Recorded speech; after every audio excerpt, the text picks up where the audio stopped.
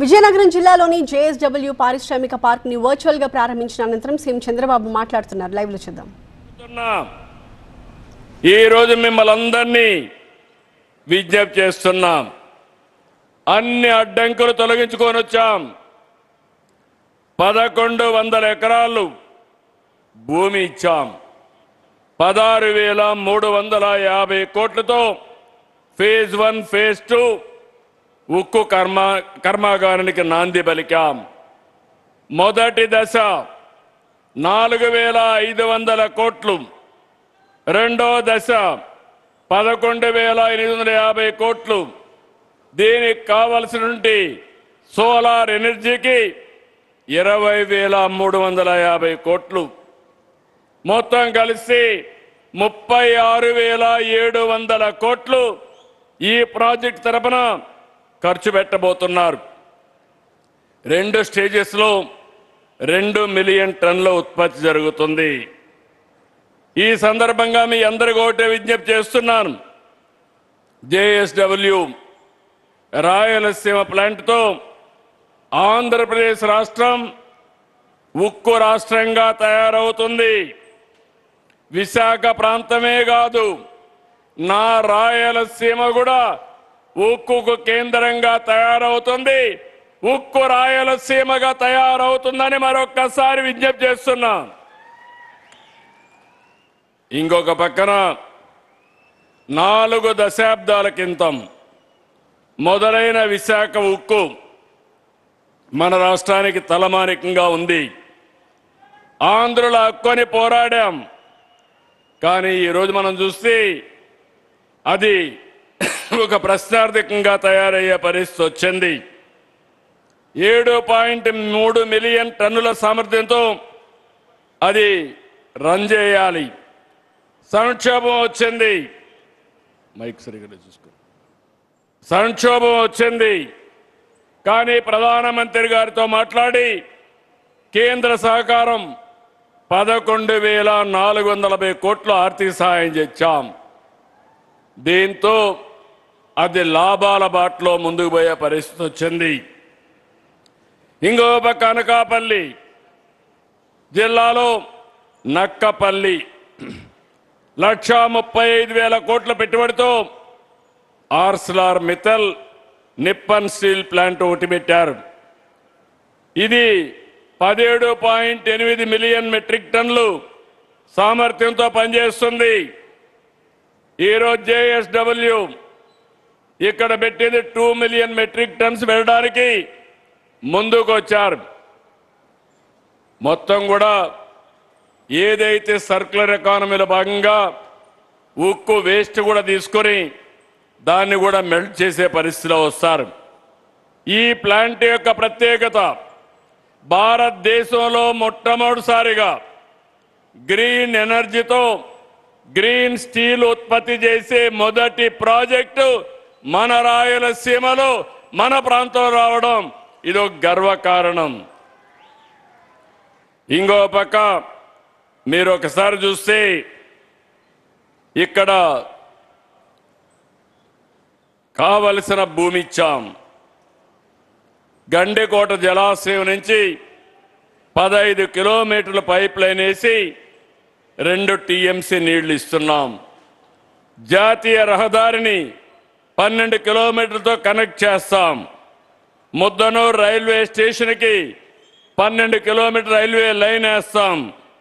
ఇవన్నీ చేసి ఈ రాయలసీమ చరిత్ర మార్చేట్టుగా ఈ ప్లాంట్ వస్తుందని చెప్పి కూడా నేను మీకు తెలియజేస్తున్నా.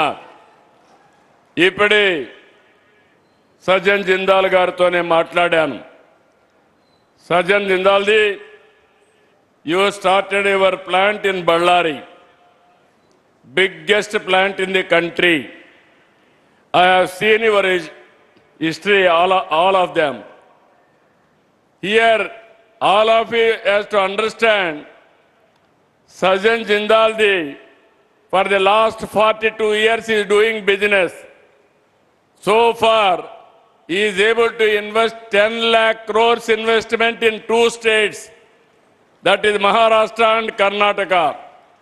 Ballari is the biggest steel plant. Steel and stainless steel is number one in the country. Pipes and large diameter pipes is number one in the country. Flexible packing films is number one. Power and energy is number 5. Cement is number 5. Ports is number 2. With all these things, I asked him only one thing. Our JSW Rayalaseema Steel will be bigger than Ballari. One day it is going to happen. That is 20 million plant. We are starting only 2 million plant. But we are having iron ore. I am assuring you, from Rayalaseema, we are having iron ore. I am going to give you iron ore. You have to produce steel. Make one of the biggest unit in India. That is the commitment I need from you. ఇది వస్తే మన జీవితాలే మారతాయి. ఇక్కడ అన్ని వస్తువులు ఉన్నాయి. రాయలసీమ వాసులు మనం గుర్తుపెట్టుకోవాలి. మనకు మినరల్ వెల్త్ ఉంది,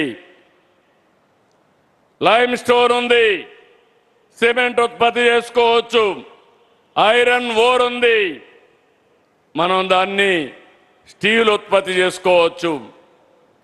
national highways one of the best connectivity ఉంది. 5 ఎయిర్పోర్ట్లు ఇప్పటికే ఉన్నాయి. భవిష్యత్తులో అవసరమైతే 2-3 ఎయిర్పోర్ట్లు తెచ్చుకుంటాం.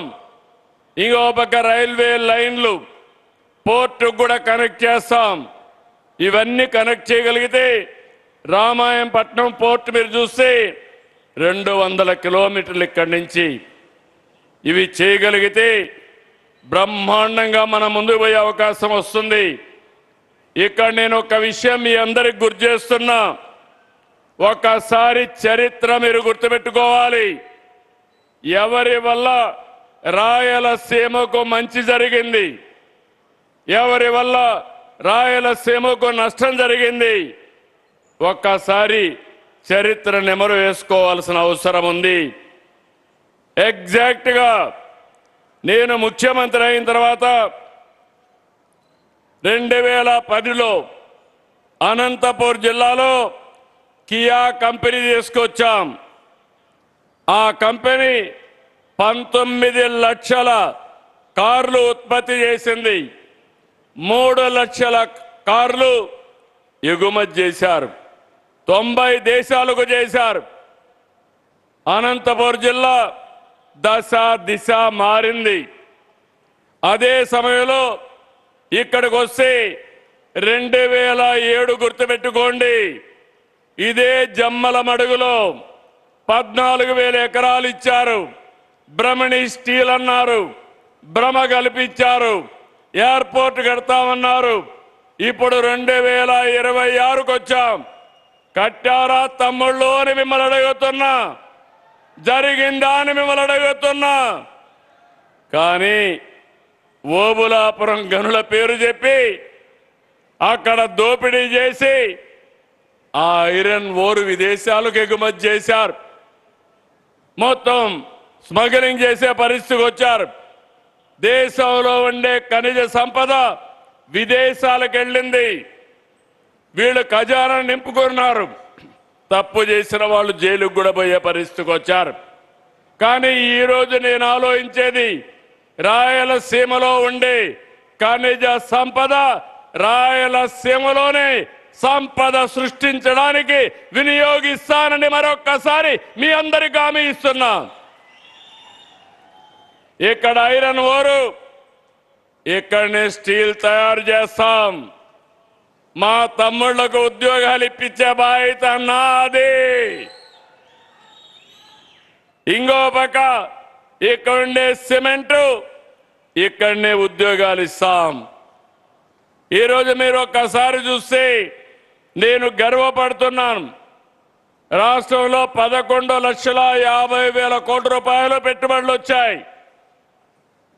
దానివల్ల ఒక 8-9 లక్షల మందికి ఉద్యోగాలు వస్తే ఈ రాయలసీమలో 4,58,288 కోట్ల రూపాయల పెట్టుబడులు వచ్చాయి. దీనివల్ల 3,50,000 మందికి ఉద్యోగాలు వస్తాయి. తమ్ముళ్ళు వేరే ఊరికి పోయే పని లేదు. రాయలసీమ ప్రాంతంలో ఉండేవారు ఇక్కడే ఉద్యోగాలు ఇప్పించే బాధ్యత ఈ ప్రభుత్వం తీసుకుంటామని చెప్పి నేను మీకు తెలియజేస్తున్నా. మీరు ఒక్క విషయం గుర్తుపెట్టుకోవాలి. రాయలసీమ గడ్డపై నుంచి అడుగుతున్నా. 5 ఏళ్లు ముఖ్యమంత్రిగా ఉన్నారు. ఏమైనా చేశారా కడప జిల్లాకని మిమ్మల్ని అడుగుతున్నా. ఇక్కడుండే వాళ్ళందరినీ చేశారా తమ్ముళ్ళని అడుగుతున్నా. 2 సంవత్సరాలు జేఎస్డబ్ల్యూని మెప్పించాం. చిరకాల వాంఛ రాయలసీమ స్టీల్ ప్లాంట్ అన్ని క్లియరెన్స్లు ఇచ్చాం. ఈ రోజే పని ప్రారంభించాం. ఈ రోజు హామీ ఇస్తున్నా 24 నెలల్లో పని ప్రారంభించి రాబోయే 24 నెలల్లో పని పూర్తి చేసే బాధ్యత మాది. ఎగ్జాక్ట్ గా 2 ఏళ్లు. ఈ రోజు డేట్ రాసి పెట్టుకోండి. ఈరోజు డేటు జూలై 3వ తారీఖు. అవునా కాదా తమ్ముళ్ళు అని అడుగుతున్నా. 2028 జూలై 3వ తారీఖు మళ్ళీ వస్తా. దీన్ని ప్రారంభం చేస్తామని మీకు అందరికీ హామీ ఇస్తున్నా. 24 నెలలు ఐడెంటిఫికేషన్ తేవడం, 24 నెలల్లో పనులు పూర్తి చేసి జాతికి అంకితం చేసే బాధ్యత నేను అదే మరిగా సజ్జన్ జిందాల్ గారు తీసుకుంటామని చెప్పి మీ అందరికీ హామీ ఇస్తున్నా. అది ఈ ప్రభుత్వం యొక్క పనితనం. ఇంకొక విషయం గుర్తుపెట్టుకోవాలి. ఈరోజు ఈ రాయలసీమలో ఒక్క ఇరిగేషన్ ప్రాజెక్టు పూర్తి చేయలేకపోయారు. కనీసం పులివెందుల్లో 1 ఎకరాకు నీళ్లు ఇవ్వలేకపోయారు. ఈరోజు మీరు గుర్తుపెట్టుకోవాల్సింది, ఇప్పుడే మన మిత్రుడు ఆదినారాయణ గారు కోరారు Gandikota R and R.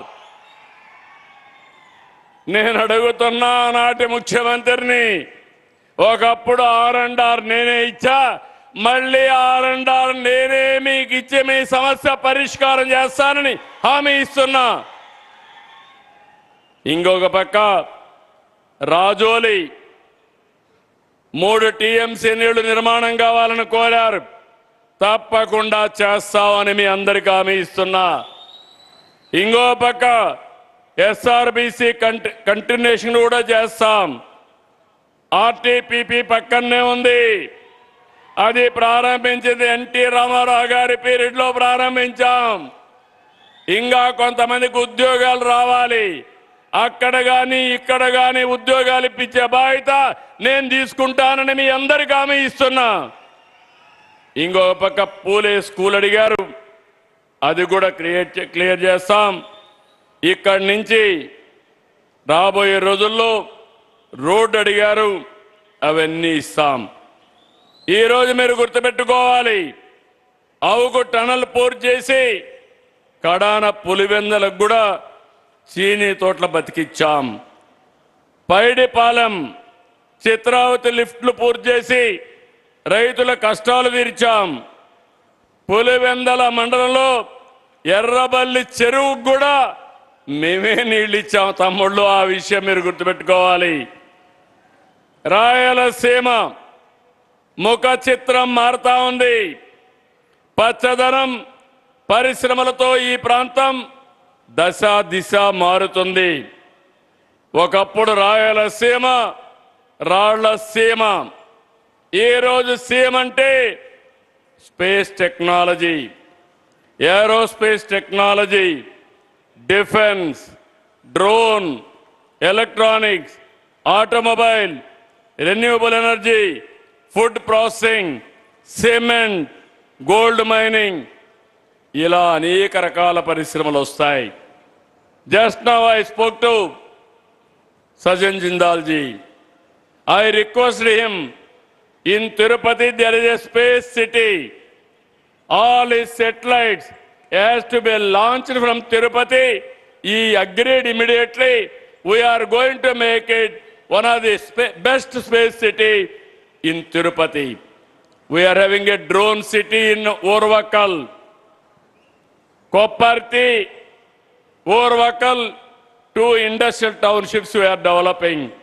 Now I request him, make Orvakal drone city as a hub for defense applications and also civilian applications. He is going to do in big way. ఇక్కడికి వచ్చినప్పుడు రాయలసీమ వాసులందరికీ ఒక విషయం గుర్తు చేస్తున్నా. నేను ఎప్పుడూ కోట్ చేసేవాడిని. ఇక్కడనే లింగాల మండలం ఉంది. పులివెందల నియోజకవర్గంలో లింగాల మండలం.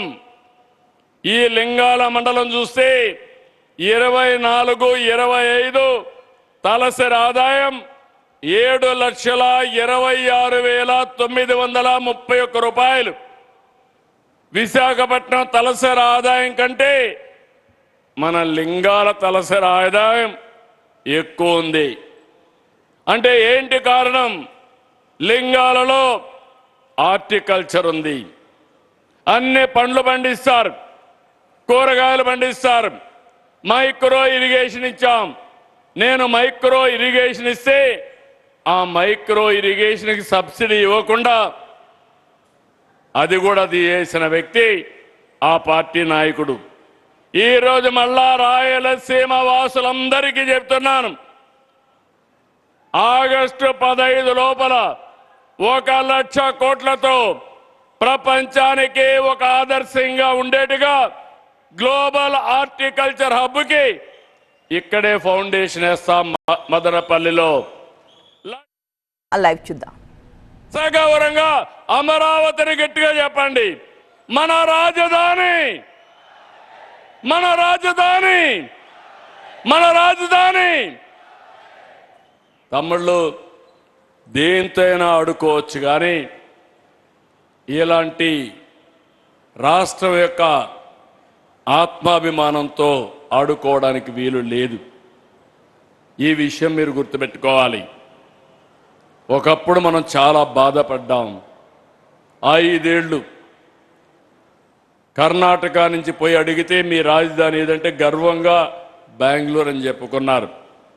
తెలంగాణ నుంచి ఎక్కడన్నా పోతే ఏది మీ రాజధాని అంటే నేను అభివృద్ధి చేసిన హైదరాబాద్ మా రాజధాని వాళ్ళు బాగా చెప్పుకున్నారు. తమిళనాడు నుంచి ఎక్కడన్నా పోతే చెన్నై అని చెప్పుకునే పరిస్థితికి వచ్చారు.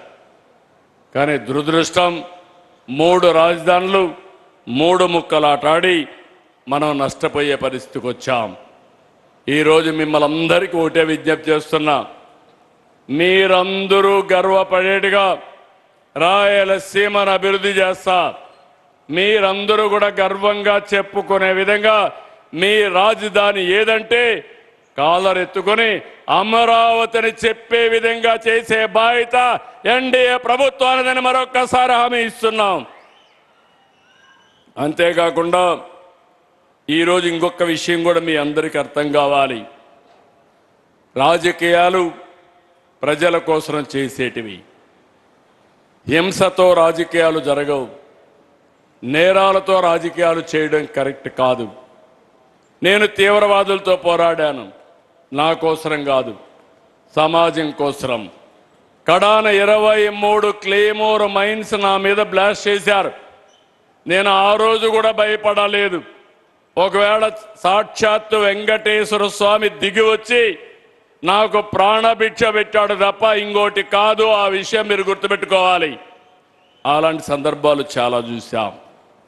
నేను ఒక ధ్యేయంతో పనిచేస్తున్నాను. నిన్న కూడా మీరు చూశారు, పోలీసులు నిర్వీర్యం చేసే పని చేస్తున్నారు. అక్కడ జరిగిన సంఘటన విజయవాడలో మీరు చూస్తే చాలా బాధేస్తుంది. పోలీసులు ఎప్పుడు లా అండ్ ఆర్డర్ మెయింటైన్ చేస్తారు, మన ఆస్తులు కాపాడతారు, మన ప్రాణాలు కాపాడతారు. ఇంకో పక్కన ఎన్నో టెన్షన్లు ఉంటాయి. తీవ్రవాదులు సంఘ విద్రోహ శక్తులపైన పోరాడతారు. అలాంటి చేసినప్పుడు ఇటీవల కాలంలో ఎక్కడ చూసినా గంజాయి బ్యాచ్ వచ్చింది, బ్లేడ్ బ్యాచ్లు వచ్చాయి. గంజాయి బ్యాచ్కి తల్లికి భార్యకు కూతురికి కూడా తేడా తెలియదు. అలాంటి వాళ్ళని డీల్ చేయడం చాలా కష్టం. అలాంటి ఒక సంఘటన జరిగితే నేను ఎప్పుడు కూడా ప్రజాస్వామ్యయుతంగా చేయాలంటాను. అదే సమయంలో చట్టపరంగా ఎవరైనా సరే కఠినంగా ఉండాలని చెప్పేది నా కోరిక. 40 ఏళ్లుగా మీరు చూశారు, సిబిఎన్ ఎప్పుడు ముఖ్యమంత్రి అయినా ఆ రాష్ట్రంలో లా అండ్ ఆర్డర్ పర్ఫెక్ట్ గా ఉంటుంది. ఎవరైనా మా ఆడబిడ్డల జోలుకొస్తే అదే చివరి రోజు అనేది నా ఆదేశం అని మరొకసారి విజ్ఞప్తి చేస్తున్నాను. ఇప్పటికే మీరు చూశారు, నేను ఎక్కడికక్కడ గంజాయిని పూర్తిగా నిషేధించాం. ఎక్కడ పంట వేయకుండా కాపాడాం. ఈరోజు ఈగల్ బ్రాండ్తో పోలీసు వ్యవస్థని ప్రక్షాళన చేశాం. ఎవరైనా గంజాయి సేవించినా వదిలిపెట్టడం లేదు. కేంద్రం పూర్తిగా సహకరిస్తున్నారు. కేంద్రం కూడా ముందుకు వచ్చారు. నక్సలైట్స్ని పూర్తిగా తుదమట్టించిన ఘనత కేంద్రానికి దక్కింది. అమిత్ షా అదే మరి ప్రధానమంత్రి నరేంద్ర మోడీ గారు చేశారు. ఇప్పుడు వాళ్ళు కూడా ఆలోచించి దేశంలో డ్రగ్స్ ఉండడానికి వీలు లేదు, గంజాయి ఉండడానికి వీలు లేదు, దీనిపైన పోరాటం చేయాలని ఒక లక్ష్యంగా ముందుకు పోయారు. ఈరోజు ఇక్కడ ఉండే ఒక రాజకీయ పార్టీ నాయకుడు, మన ఈ జిల్లాలో ఉండే వ్యక్తి గంజాయి బ్యాచ్ని వెనకానేసుకుని వచ్చే పరిస్థితి వస్తే బాధేస్తుంది. రౌడీజానికి నాంది పలికితే బాధేస్తుంది. పోలీసుల పైన దాడి చేస్తే బాధేస్తుంది. నేను ఒకటే చెప్తున్నా, లా అండ్ ఆర్డర్ ఉంటేనే పెట్టుబడులు వస్తాయి. ఎంత డబ్బులున్నా లాభం లేదు. మనందరికీ భద్రత ఉండాలి. మా ఆడబిడ్డ రోడ్డు మీదకి పోతే తిరిగి రాలేని పరిస్థితి వస్తే నేను ఎన్ని లక్షల తలసరి ఆదాయం సంపాదించినా అది నిరర్ధకం. ఈ విషయం మీరు గుర్తుపెట్టుకోవాల్సిన అవసరం ఉంది. స్వేచ్ఛగా తిరిగి రావాలి, స్వేచ్ఛగా తిరగాలి. ఈ రౌడీజం పోవాలి, రౌడీ రాజకీయాలు పోవాలి. ఆ ద్వేయంతో నేను పనిచేస్తున్నా. అందుకే ఒకే ఆలోచన నాది. ఆ విషయం మీరు గుర్తుపెట్టుకోవాల్సి కోరుకుంటూ, ఇక్కడికి వచ్చినప్పుడు మీరు చూస్తే ఇక్కడ స్టీల్ ప్లాంట్ వచ్చింది. రాయలసీమ వాసులందరినీ కోరుతున్నా, 1 family 1 entrepreneur is my goal. అంటే ప్రతి ఒక్క ఇంట్లో ఒక పారిశ్రామికవేత్త రావాలి. ఇప్పుడు ఇక్కడ స్టీల్ ప్లాంట్ వచ్చింది. స్టీల్ ప్లాంట్కు అనుబంధంగా మీరు చిన్న చిన్న పరిశ్రమలు పెట్టుకుంటే మీకు ట్రైనింగ్ ఇప్పిస్తాం. ఇక్కడే 1415 ఎకరాలు అంటే 1400 ఎకరాలు యాక్సిలరీ యూనిట్స్ కేటాయిస్తున్నాం. ఇంకా ఈ ప్రాంతంలో వస్తాయి. ఈ కడప ప్రాంతంలో ఎవరెవరికి ఉత్సాహం ఉంటే వాళ్ళు ముందుకు రావాలి. రైతులు ఎంఎస్ఎంఈలు పెట్టుకోవాలి, ఫుడ్ ప్రాసెస్ యూనిట్స్ పెట్టుకోవాలి, ఎఫ్పిఓలుగా తయారు కావాలి. దానికి కావాల్సిన రుణాలు ఇచ్చి 1 ఫ్యామిలీ 1 ఆంటర్‌ప్రెన్యూర్ కింద ముందుకు తీసుకుపోతాం. ఇది కష్టమైన పని కాదు. ఇటీవల నేను చూశాను, మా డాక్రా సంఘాలు 1,45,000 మంది ఎంఎస్సీలు పెట్టుకొని మైక్రో ఆంటర్ప్రైజ్ చేసి దేశానికి ఆదర్శంగా నిలబడ్డారు. ఈ సంవత్సరం 5 లక్షలు చేస్తున్నాం. కడప జిల్లా మీరు ఒకసారి చూస్తే 20.5 గిగావాట్ సోలార్ వస్తూ ఉంది, విండ్ వస్తూ ఉంది, పంపుడ్ స్టోరేజ్ ఉంది. ఇక్కడనే మీరు చూస్తే సోలార్ వచ్చింది, పక్కనే విండ్ మిల్స్ ఉన్నాయి, పక్కనే మన గండికోటలోనే పంపుడ్ స్టోరేజ్ వస్తూ ఉంది. ఈ విషయాన్ని మీరు గుర్తుపెట్టుకోవాల్సిన అవసరం ఉంది. ఈ 3 కలిపి అవసరమైతే బ్యాటరీ కూడా పెట్టుకుంటే కడప జిల్లా గ్రీన్ ఎనర్జీకి హబ్గా తయారవుతుంది. ఏ వస్తువు కూడా గ్రీన్ ఎనర్జీతో తయారు చేసి ప్రపంచానికి ఆదర్శం అవుతుంది. ఈ ప్రభుత్వం ఎప్పుడు కూడా ముందు చూపుతో పనిచేస్తాం. ఈరోజు గండికోట మీరు చూస్తే మైలవరం గండికోట 30 టీఎంసీ నీళ్లు పెట్టుకునే అవకాశం ఉంది. జిల్లాలో 80 టీఎంసీ నీళ్లుండే రిజర్వాయర్లు ఉన్నాయి. ఇంకా వర్షాలు పడలేదు. అయినా కూడా ఈ కడప జిల్లాలో ఉండే రిజర్వాయర్లో 48 టీఎంసీ నీళ్లు స్టోరేజ్ ఉంది. ఇది ముందు చూపు. పోయిన సంవత్సరం అన్ని రిజర్వాయర్లు ఫుల్గా పెట్టాం. కొంతవరకు 2 పంటలు వాడాం. ఇప్పుడు ఇంకా కూడా 45 టీఎంసీ నీళ్లు ఉండే పరిస్థితి వస్తూ ఉంది. అందుకే వ్యవసాయం కూడా గిట్టుబాటు ధర ఉండే వ్యవసాయం, హార్టికల్చర్, అక్వాకల్చర్ ఇవన్నీ పెడతాం. ఇంకో పక్క ఇండస్ట్రీని, సర్వీస్ సెక్టర్ని ముందుకు తీసుకెళ్తాం. ఇప్పుడే మేము వెళ్ళినప్పుడు కన్యకా పరమేశ్వర టెంపుల్కి వెళ్ళాం. ఆ టెంపుల్ చూశాను. ఆ ప్రాంతమే ఒక ప్రశాంతంగా ఉంది. అది చూసిన తర్వాత నాకు అనిపించింది, I requested Jindal ji, why can't to develop this temple? Immediately he promised me he is going to make it one of the best temple with his funds. నా ఆలోచన ఎప్పుడు కూడా ఎక్కడైనా ఒక చిన్న పని ఉంటే ఏ విధంగా భాగస్వాములు చేయాలనో చేసే విధంగా ముందుకు పోతున్నాం. ఈరోజు చూస్తే 3 ప్రాజెక్టులకి I'm very happy. JSW Rayalaseema Steel Plant started today. It is 24 months. Another 24 months we are going to complete. And also we have laid the foundation stone for JSW solar plant. It is another 20,000 crores they are going to spend. And finally, in Vizianagaram, JSW Industrial Park, they are going to start. In Vizianagaram, if you see Araku Valley, before going to Araku Valley, there are nearly 300 acres of land additionally. They are going to develop one of the best tourism hub. I am very happy that is also going to come. He is going to invest. I asked him, next 4 or 5 years, I will bring projects for you. What are all possible, all these things we will do it. And also, you have to invest in Andhra Pradesh. For your investment, returns will be safe. That is our commitment. I am very happy. He is going to invest in new technologies, new areas, either drone or space technology, and also further investments in industrialization. So ఇవన్నీ చేస్తున్నాయి. ఈరోజు ఇంకొక పక్క అలగనూరు కూడా ఒకటి అడిగారు. అది కూడా ఎప్పటి నుంచో పెండింగ్ ఉంది. అన్నీ చేయడానికి సిద్ధంగా ఉన్నామని చెప్పి మరొకసారి తెలియజేసుకుంటూ, ఈరోజు ఒక హిస్టారికల్ డే, హిస్టారికల్ ప్రారంభం జరిగింది. అదే రాయలసీమ స్టీల్ ప్లాంటు. ఈ ప్లాంట్తో రాయలసీమ అభివృద్ధి, రాయలసీమ ఇండస్ట్రియలైజేషన్ అన్స్టాపబుల్ అని చెప్పి మరొకసారి తెలియజేసుకుంటూ, ఎవరు వచ్చినా ఆగదు.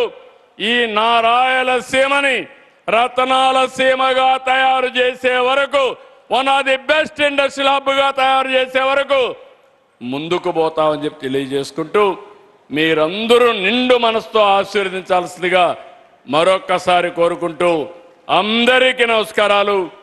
జై హింద్. భారత్ మాతాకి, భారత్ మాతాకి, తెలుగు తల్లికి, తెలుగు తల్లికి జై హింద్.